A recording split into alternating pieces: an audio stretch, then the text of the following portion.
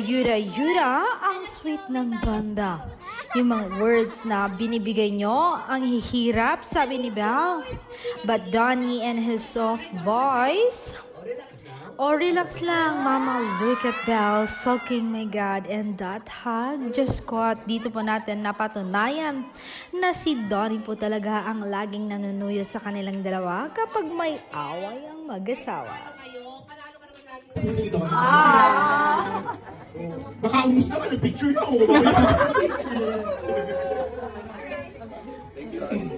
Okay?